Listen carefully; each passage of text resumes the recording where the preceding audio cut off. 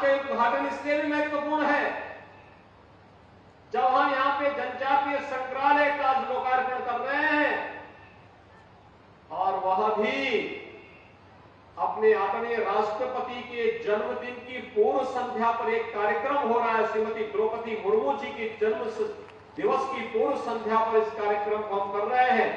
ये पूरे भारतवासियों का और जनजातीय समुदाय के सम्मान के गौरव का प्रतीक संग्रहालय बने, इस से आज मैं विशेष रूप से बलरामपुर जनपद में आया हूं। भाइयों बहनों, बलरामपुर जनपद के बारे में जो मैंने पहले भी कहा, अपने गौरवशाली विरासत का प्रतीक है बलरामपुर जनपद। यहां का जनजातीय समुदाय जो बहुतायत में थारू जनजाति से जुड़ा हुआ है, हमारा जनजातीय समाज तो वैसे भी जो यहां पर हमारे पर्यटन और संस्कृति मंत्री कह रहे थे कि अपनी जड़ों से जुड़ा हुआ है, जंगलों की रक्षा करता है और जमीन के प्रति अनुराग भी रखता है। जड़ों से जुड़ने का मतलब अपनी विरासत को आगे बढ़ाने का कार्य करता है, विरासत पर गौरव की अनुभूति करता है।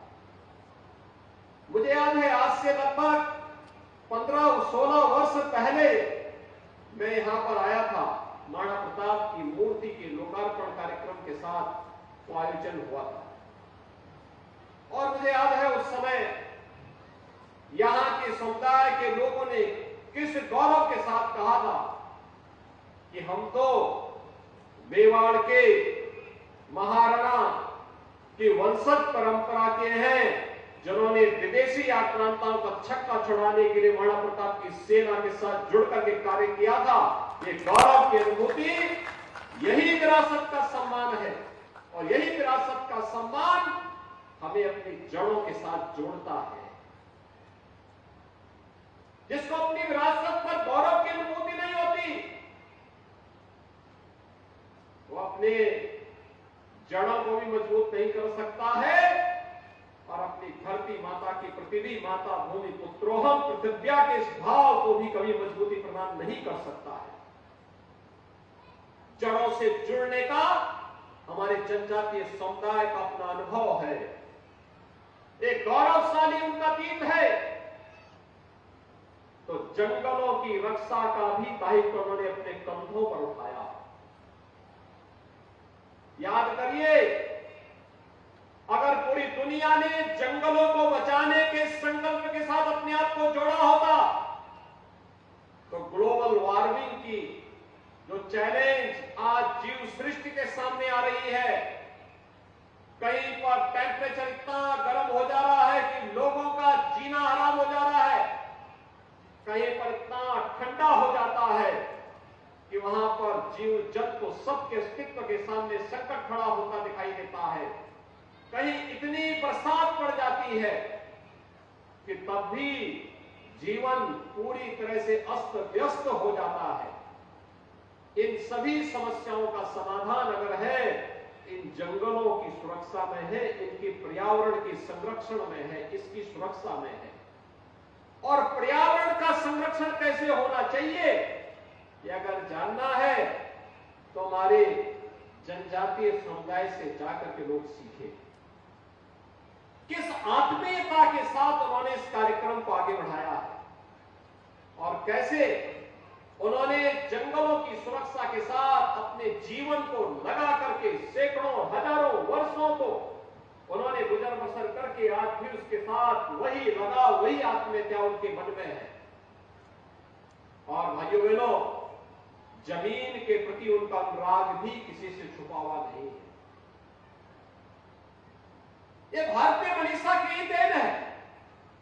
हम में से हर व्यक्ति इस बात को मानता है कि माता भूमि पुत्रोहम पृथिव्या, ये धरती हमारी माता है, हम सब इसके पुत्र हैं, ये हमारे संस्कार हैं। और इन संस्कारों के साथ जुड़ करके प्राचीन काल से ही हमारा यह जनजातीय समुदाय सदैव से जड़ जमीन और जंगल की रक्षा करके न केवल स्वयं के गौरव की अनुभूति करता, अतीत के गौरव की अनुभूति करता है, बल्कि पर्यावरण की रक्षा के साथ साथ धरती माता के संरक्षण का दायित्व भी अपने कंधों पे लेता आया है। और इसीलिए देश के यशस्वी प्रधानमंत्री आदरणीय श्री नरेंद्र मोदी जी ने जनजातीय समुदाय के प्रति सम्मान का भाव व्यक्त करने के लिए 15 नवंबर की तिथि को जनजातीय दिवस के रूप में रखा है। भगवान बिरसा मुंडा के जन्म दिवस को जनजातीय गौरव दिवस के रूप में मनाने का निर्णय किया है और आज पूरे देश के अंदर जनजातीय गौरव दिवस के रूप में 15 नवंबर की तिथि को पूरा देश मनाता है।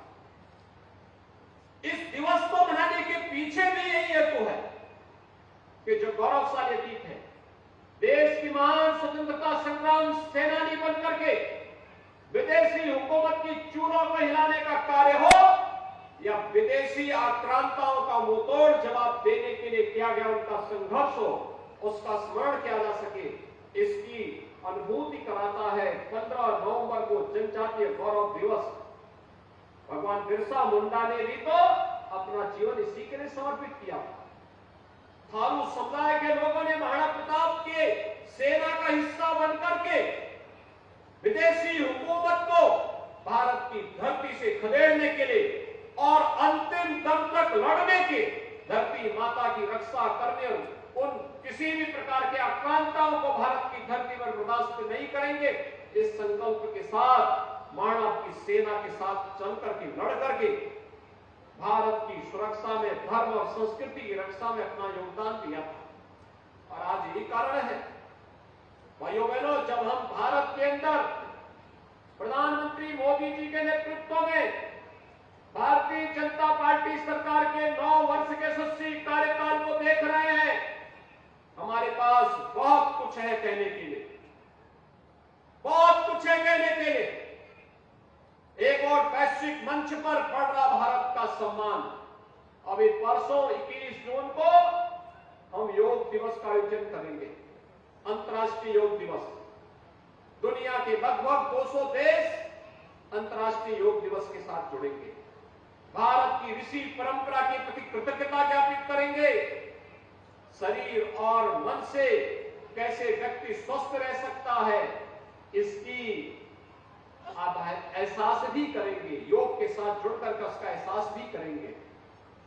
भाइयों बहनों, एक तरफ विरासत को सम्मान देने का एक कार्यक्रम, प्रयागराज कुंभ को आपने देखा होगा, दुनिया के अमूर्त सांस्कृतिक धरोहर के रूप में कुंभ को मान्यता देना, ये भी प्रधानमंत्री जी के कारण हुआ। भारत की सांस्कृतिक और आध्यात्मिक धरोहर को वैश्विक मान्यता मिल रही है, विश्व में भारत का सम्मान बढ़ रहा है। आपने देखा होगा आज ही प्रधानमंत्री जी अपने 6 दिवसीय दौरे पर दुनिया के तमाम देशों में गए हैं। मिस्र और अमेरिका की उनकी यात्रा एक बार फिर से यादगार करने वाली है। वैसे ही जैसे 19 मई से लेकर के 24 मई के बीच 6 दिवसीय इस यात्रा के दौरान आपने देखा होगा कि प्रधानमंत्री जी दुनिया के जिन भी देशों में गए, पापुआ न्यू गिनी हो, जापान हो, ऑस्ट्रेलिया हो, इन सभी देशों में प्रधानमंत्री जी को जो सम्मान मिला वह अभिभूत करने वाला है, प्रत्येक भारतीय के गौरव को बढ़ाने वाला है। आज वैश्विक मंच पर आप देखते होंगे जहां कहीं भी संकट खड़ा होता है, दुनिया संकट मोचक के रूप में प्रधानमंत्री मोदी जी की ओर देखती है, भारत की ओर देखता है, आशा भरी निगाहों से भारत की ओर देखता है। यह वैश्विक मंच पर भारत का बढ़ता हुआ सम्मान है, तो सुरक्षा का बेहतर वातावरण भारत के अंदर बनना। आज भारत सुरक्षित है, एक तरफ सुरक्षित भारत और दूसरी तरफ समृद्धि की ओर अग्रसर होता हुआ भारत, समृद्धि की ओर अग्रसर होता हुआ भारत। हाईवे बन रहे हैं, रेलवे का कनेक्टिविटी बेहतर हुई है, एयरपोर्ट बन रहे हैं, इंटरस्टेट कनेक्टिविटी बेहतर हुई है, गांव-गांव को सड़कों से जोड़ने का कार्य हो रहा है, हर घर बिजली और हर घर नल की योजना साकार हो रही है। लोक कल्याणकारी और गरीब कल्याणकारी योजनाओं में एक नए मानक 9 वर्ष के अंदर प्रधानमंत्री मोदी जी के नेतृत्व में भारतीय जनता पार्टी सरकार ने गढ़े हैं। भाइयों बहनों, आज से 9 वर्ष पहले एक सपना था कि गरीब को भी मकान मिलेगा, लेकिन आज ये सपना साकार हुआ है। देश के अंदर 3.5 करोड़ गरीबों को जहां आवास मिले, वहीं अकेले उत्तर प्रदेश में 54 लाख गरीबों को एक आवास प्रधानमंत्री आवास योजना के अंदर देने का कार्य किया गया है। 2 करोड़ 61 लाख गरीबों को हम लोगों ने फ्री में शौचालय की सुविधा उपलब्ध करवाई है। देश के अंदर 10 करोड़ ऐसे लोगों को सुविधा प्राप्त हुई है। भाइयों बहनों, आज से 5 वर्ष 7 वर्ष पहले गरीब के लिए उपचार एक सपना था। आज प्रधानमंत्री जन कल्याण योजना के माध्यम से आयुष्मान भारत योजना आप सबको 5 लाख रुपए की स्वास्थ्य बीमा का कवर देता है। आज इसकी कोई समस्या नहीं कि व्यक्ति बीमार पड़ा, उसके बाद परिवार में इस बात के लिए लोग दुखी है कि उपचार कैसे होगा। प्रधानमंत्री आयुष्मान भारत योजना आपके उपचार के लिए आपका सहयोग देने के लिए तैयार है। आज आप देखते होंगे कि कोरोना जैसी महामारी के दौरान दुनिया के बड़े बड़े और विकसित देश जो काम नहीं कर पाए, अकेले भारत ने वो कार्य करके दिखाया। फ्री में टेस्ट, फ्री में उपचार, फ्री में वैक्सीन, और भाइयों बहनों 80 करोड़ लोगों को लगातार 3.25 वर्ष से फ्री में राशन की सुविधा का लाभ देने का कार्य भी अगर किसी ने किया है, ये प्रधानमंत्री मोदी जी के नेतृत्व में। कोई जाति नहीं देखी गई, कोई मत और मजहब नहीं देखा गया। भारत का नागरिक है, हर जरूरतमंद को राशन मिलेगा, हर जरूरतमंद को चिकित्सा की सुविधा मिलेगी, हर जरूरतमंद को अन्य सुविधाओं से आच्छादित करने का कार्य करेंगे। विकास की नई आभा के साथ हम भारत को वैश्विक मंच पर स्थापित करने का कार्य करेंगे, और आज भारत उस दिशा में आगे तेजी के साथ बढ़ता हुआ दिखाई दे रहा है। भाइयों बहनों, बलरामपुर जनपद के बारे में जैसे मैं पहले भी कह रहा था, यह हम सबके लिए गौरव की बात है। आदिशक्ति मां पाटेश्वरी का आशीर्वाद सदैव से इस जनपद और इस कमिश्नरी और इस क्षेत्र के लोगों को प्राप्त होता रहा है। आदिशक्ति मां पाटेश्वरी के धाम में भी एक थारू जनजाति का एक छात्रावास संचालित होता है 1993-94 से। 100 बच्चे वहां रह करके नित्य स्कूल जाते हैं, वहां पढ़ते हैं। उन बच्चों की संस्कार और उनके समर्पण को देख करके हमें थारू जनजाति के लोगों के एक गौरवशाली अतीत की जानकारी मिलती है। आज हमारा बलरामपुर विकास की एक नई बुलंदियों की ओर छोटा दिखाई दे रहा है। कोई सोचता था इससे पहले बलरामपुर की इतनी अच्छी कनेक्टिविटी होगी? आज तो बलरामपुर में एक मेडिकल कॉलेज का निर्माण भी होने जा रहा है स्वर्गीय अटल बिहारी वाजपेयी जी के नाम पर। बलरामपुर में केजीएमयू के सैटेलाइट सेंटर के रूप में मेडिकल कॉलेज की स्थापना का कार्य युद्ध स्तर पर आगे बढ़ चुका है। बलरामपुर जिले में थारू संग्रहालय का लोकार्पण का कार्यक्रम संपन्न हो रहा है। बलरामपुर जनपद अब तेजी के साथ बढ़ता हुआ एक ऐसा जनपद है जो आज से 5 वर्ष पहले, 6 वर्ष पहले आकांक्षात्मक जनपद था। शिक्षा के क्षेत्र में पिछड़ा माना जाता था, स्वास्थ्य की सुविधाओं में पिछड़ा माना जाता था, कृषि और जल संसाधन के मामले में पिछड़ा माना जाता था, स्किल डेवलपमेंट और रोजगार में पिछड़ा माना जाता था, फाइनेंशियल इंक्लूजन में, वित्तीय समावेशन में पिछड़ा माना जाता था। लेकिन अब आकांक्षात्मक जनपद से उभर करके एक विकास की प्रक्रिया के साथ विकसित जनपद की श्रेणी में तेजी के साथ बलरामपुर जनपद ने कदम बढ़ाए हैं। और विगत 3 वर्ष के अंदर बलरामपुर जनपद ने जो छलांग लगाई है वह बहुत सराहनीय है। लेकिन इस मोमेंटम को बनाए रखने के लिए हमें निरंतर प्रयास करना होगा, सबको सामूहिक रूप से प्रयास करना होगा। बलरामपुर जनपद आज दिशा में आगे बढ़ चुका है, सड़क की कनेक्टिविटी अच्छी हुई है, रेल की कनेक्टिविटी और अच्छी करने के प्रयास हो रहे हैं। बलरामपुर के बगल में ही श्रावस्ती में एयरपोर्ट का निर्माण हो रहा है। और यही नहीं, उच्च शिक्षा के लिए अब आदिशक्ति मां पाटेश्वरी के नाम पर एक विश्वविद्यालय के निर्माण का कार्यक्रम भी इस कमिश्नरी के लिए स्वीकृत किया जा चुका है। यानी ये चीजें दिखाती हैं कि विकास की प्रक्रिया किस तरीके के साथ आगे बढ़ी है।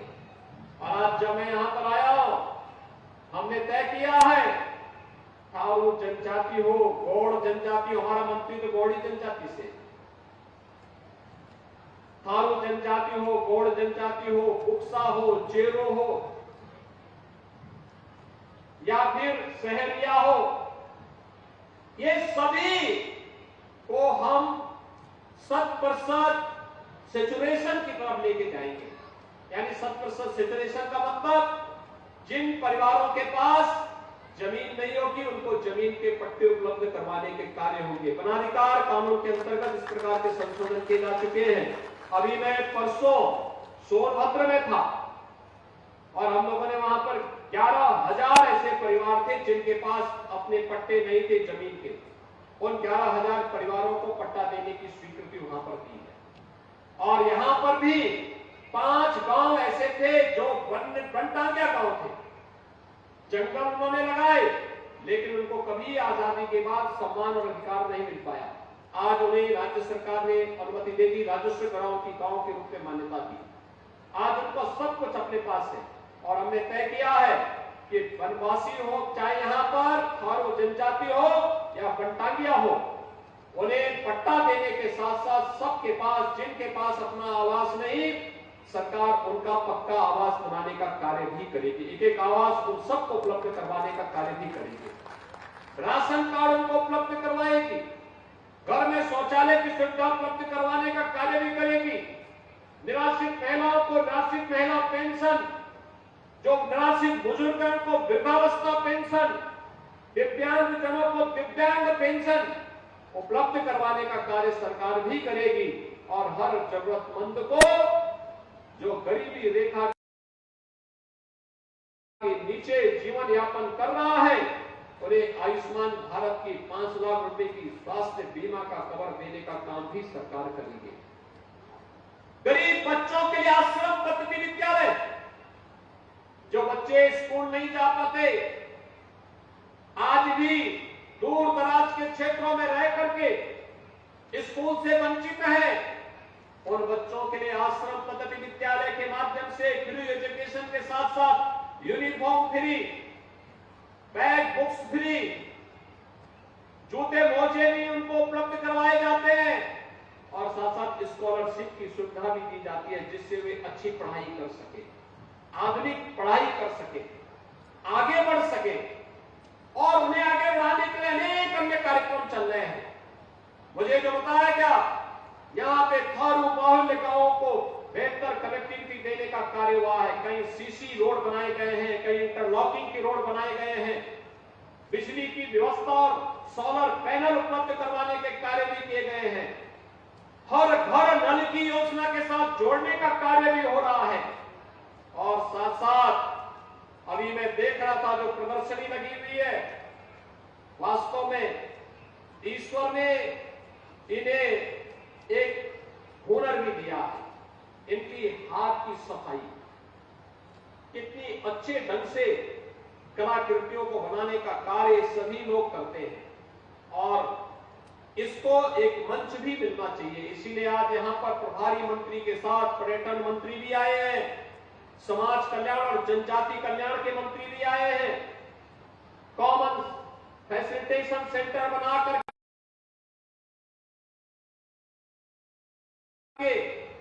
जनजातीय समुदाय अपना सामान वहां पहुंचाए, उनका दाम उन्हें मिले और फिर उसे मार्केट की सुविधा उपलब्ध करवाने का कार्य प्रशासन और शासन करेगा, जिससे इनकी आमदनी को और अधिक आगे बढ़ाया जा सके, इनकी आमदनी में वृद्धि की जा सके। ये जो संग्रहालय है, ये संग्रहालय आपके विरासत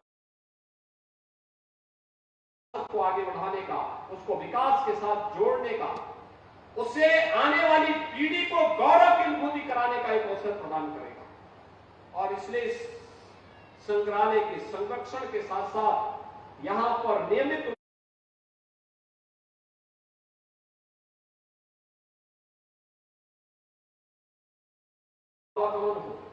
लोग देखें। मैं यहाँ के जो मुखिया हैं, थारू जनजाति से जुड़े हुए जितने ग्राम प्रधान हैं या मुखिया हैं, उनसे भी मैं अनुरोध करूंगा कि जिनको आज के समय में हो सकता है कि वे उपयोग में कर रहे हो, लेकिन वह संग्रहालय में रखने लायक होंगे, वह यहां पर संग्रहालय में उपलब्ध करवाएंगे, तो उसके नीचे हम एक पट्टिका में उनका नाम जरूर लिखेंगे, ये उनके द्वारा प्रदान किया गया है। तो इस संग्रहालय के साथ उनका नाम भी हमेशा के लिए अमरता की ओर बढ़ जाएगा। संग्रहालय में लोग देखेंगे कि कितनी प्राचीन विरासत इसके साथ जुड़ी हुई है। एक कार्य करना और इस संग्रहालय को बलरामपुर से, तुलसीपुर से, पचपेड़वा और गैसड़ी से लोग आ सके, वहां से बस सेवा के साथ जोड़ना। लोग आए, स्कूली बच्चों को भी घुमाइए, यहां पर ला करके अच्छी सुविधाओं को उपलब्ध करवाइए, दिखाइए। थारू म्यूजियम के माध्यम से थारू संस्कृति के साथ जोड़ने, इस विरासत के साथ आगे बढ़ाने का कार्य अगर होगा तो लोगों को थारुओं की रहन सहन, उनकी कार्य पद्धति, उनकी समृद्ध विरासत की जानकारी होगी और इसको हम आगे बढ़ाने का कार्य करें। भाइयों बहनों, विरासत को भुला करके कोई समाज कभी आगे नहीं बढ़ सकता और उसका नमूना है कल एक और कार्य हुआ। हम आभारी हैं प्रधानमंत्री मोदी जी के, जिन्होंने कल सनातन हिंदू धर्म के साहित्य प्रकाशन के सबसे बड़े केंद्र गोरखपुर के गीता प्रेस को गांधी शांति पुरस्कार के लिए चयन किया है।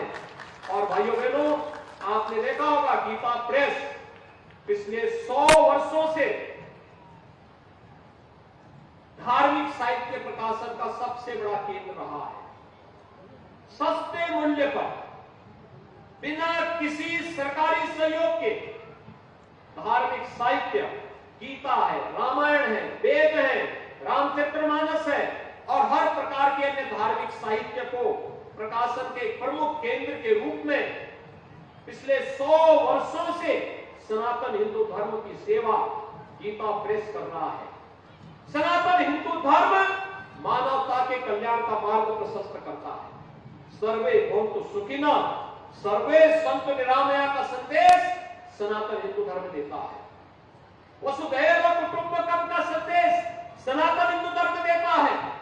और इसलिए सनातन हिंदू धर्म जो सबके कल्याण की बात करता है, पूरी दुनिया को एक परिवार के रूप में मानता है, उसके प्रकाशन के प्रमुख केंद्र को गांधी पीस प्राइज मिलना यह अपने आप में जहां गौरव की बात है, वहीं प्रधानमंत्री मोदी जी के प्रति आभार व्यक्त करते हुए मैं गीता प्रेस को इसके लिए हृदय से बधाई देता हूं। लेकिन भाइयों बहनों, जिन लोगों को अपनी विरासत पर गौरव की अनुभूति नहीं होता है, जो लोग अपने आप को एक्सीडेंटल हिंदू कहते थे, उनके वर्तमान वंशज भी गीता प्रेस को मिले इस सम्मान को नहीं पचा पा रहे हैं।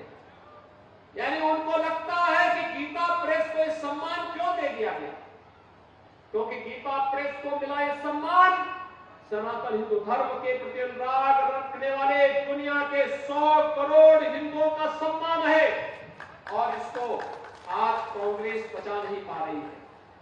कल कांग्रेस के प्रवक्ता के बयान को मैं देख रहा था और मुझे बड़ी निराशा हो रही थी कि जो कांग्रेस अपने आप को देश के सबसे पुराने दल के रूप में स्थापित करने की बात करती है, उस कांग्रेस के लोग भारत की विरासत के प्रति इतना गंदा रवैया रखते हो, इससे बड़ी निर्लज्जता की बात दूसरी नहीं हो सकती है।